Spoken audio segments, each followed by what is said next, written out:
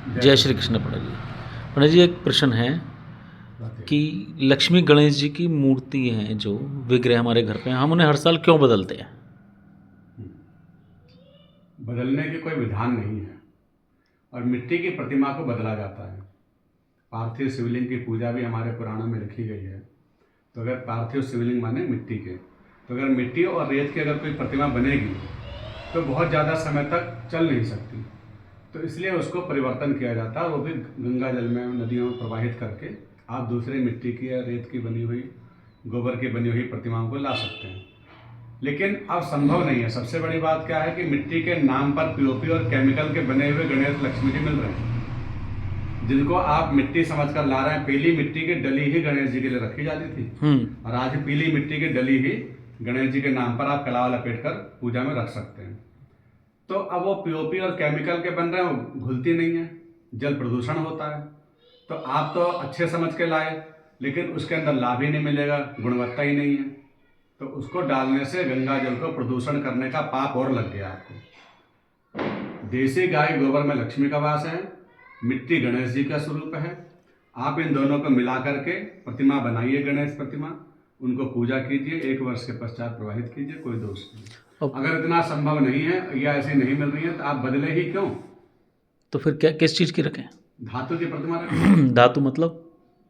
तांबा, पीतल, सोना, चांदी। चांदी के गणेश लक्ष्मी जी रखिए, पीतल के गणेश लक्ष्मी जी एक बार ले आइए, हमेशा के लिए छुट्टी। बार बार गणेश लक्ष्मी जी का बदला जाए ऐसा भी कोई विधान नहीं है। भगवान गणपति लक्ष्मी जी का तो विसर्जन भी नहीं होता और केवल 8 प्रतिमाओं की पूजा करने के बारे में ही हमारे पुराणों में लिखा हुआ है।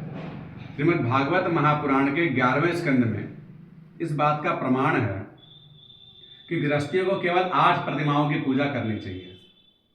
शैली दारुमयी लोही लिप्या लिख्या च सैकती मनोमयी मणिमयी प्रतिमा अष्टविध स्मृता। 8 प्रतिमा, 9वीं नहीं नाम लिया। अष्टविधा कहने का मतलब था कि केवल 8 ही प्रतिमा पूजनीय है। कौन सी? शैल माने पत्थर, पत्थर की प्रतिमा की आप पूजा करिए। बाद में उसे अगर खंडित हो जाएंगे तो गंगा जी में डालें तो कोई दोष नहीं लगेगा। दारू माने लकड़ी की, शैली दारू। लोही धातु की, तांबा, चांदी, सोना, लोहा, तो इन कांसा, इन सब के द्वारा निर्मित प्रतिमाओं को आप पूजा कर सकते हैं। शैली दारूमयी लोही लेप्या, चूना और गेरू आदि से बनी हुई। लिख्या ताड़पत्र भोजपत्र आदि पर अंकित प्रतिमा, यंत्र इत्यादि। लेप्या लेख्या जो सैकती, सैकत माने रेत की, है ना, रेत की प्रतिमा। और मनोमयी मानसिक प्रतिमा, मणिमयी रत्न आदि से निर्मित प्रतिमा। तो यह अष्टविधा, ये 8 प्रकार की प्रतिमाओं को आप भगवान के स्वरूप दे करके पूजा करना चाहिए।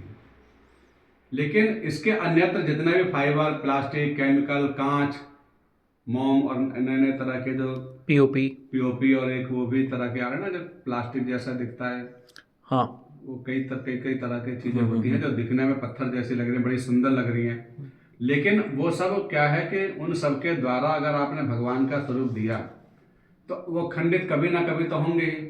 उसे आप गंगा जी में डालते हैं तो आप सोचिए गंगा जी का प्रदूषण करके कितना पाप लगा। हाँ, ये बात है उनको आप पीपल पे रख के आएंगे तो पीपल में कौन समा थोड़ा जाएंगे ना। सही बात है। पीपल के बाद में भंगन वंगन आएंगे, इधर उधर झाड़ू लगाएंगे, बेचने वाली चीजों की बेच देंगे, फेंकने वाली चीजों की फेंक देंगे, सबके पैरों में जाएंगे, उड़ के बेकार जाएंगे। आपने तो सोचा पीपल पर रख के बहुत बढ़िया काम कर रहे हैं, लेकिन पीपल पर रख के आपने और अपराध कर रहे हैं, क्योंकि सबको समाज को दिखा रहे हैं कि हम कितने बड़े धर्मात्मा हैं, हिंदुओं के नाम पे कलंकित कर रहे हैं। तो समाज को इस तरह से आप और लोगों को मौका दे रहे हैं कि अपने देवताओं को कैसे अपमान करते हैं। तो भगवान का अपमान कर रहे हैं पीपल आदि पर रख करके, मंदिरों में केले के पेड़ के पास रख करके। वहां से क्या हो रहा है उसका? हाँ, सही बात है। उससे क्या होगा? वहां से कहाँ, कौन ले जाएगा उन्हें? मंदिरों में रख के आगे पंडित जी अपने जितने विग्रह भगवान ने पहले से ही निर्मित हैं, पहले वहाँ प्राण प्रतिष्ठित है, उनकी सेवा पूजा अर्चना इतनी हो जाए। हाँ, अब आपके भी सब कहाँ करेंगे? तो इसलिए उसका कोई लाभ नहीं मिलेगा, उसका कोई उत्तर नहीं मिलेगा। आप मिट्टी में दबाएंगे, मिट्टी की उर्वरक शक्ति खत्म होगी।